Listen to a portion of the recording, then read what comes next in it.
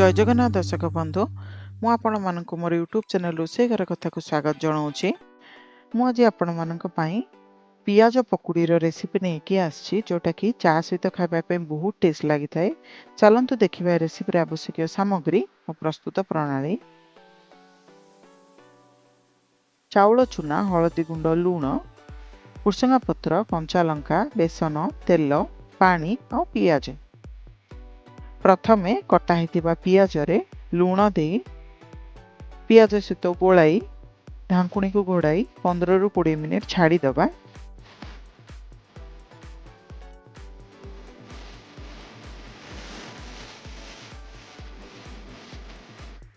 कोड़े मिनिट पर ढांकुणी को बाहर करी चेक करला बेले पियाज रु अल्प पानी बाहरी थिबो। से पानी को आमे बिल्कुल हेले वेस्ट करबा नाही।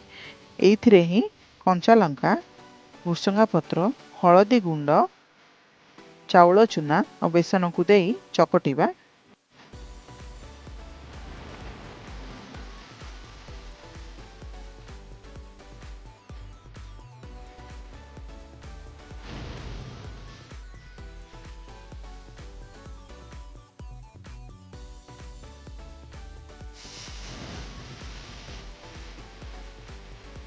वीडियोटी भल लगी लाइक शेयर और सब्सक्राइब निश्चय करदेवे।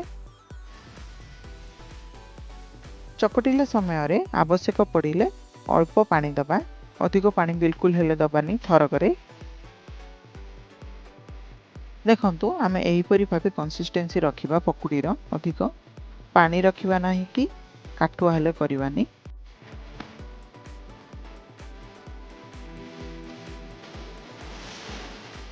गैस उपरे करेई बसई करेई गरम होला परे छाणीबा पई तेल देई तेल गरम होला परे गैस रो फ्लेम को हाई मीडियम रे रखी छोट छोट करी पकुड़ी आकार पकाई छाणी बाहर करदबा।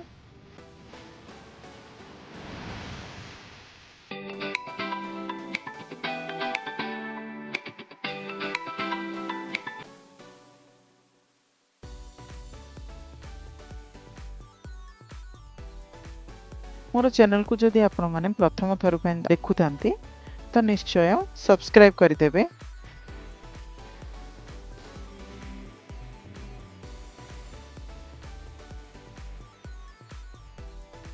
एहीपरि भाबे पियाज पकुड़ी को बनाई चा सहित गरमा गरम एंजॉय करंतु। पुणी देखा सांग माने अति शीघ्र। रहुची नमस्कार, धन्यवाद।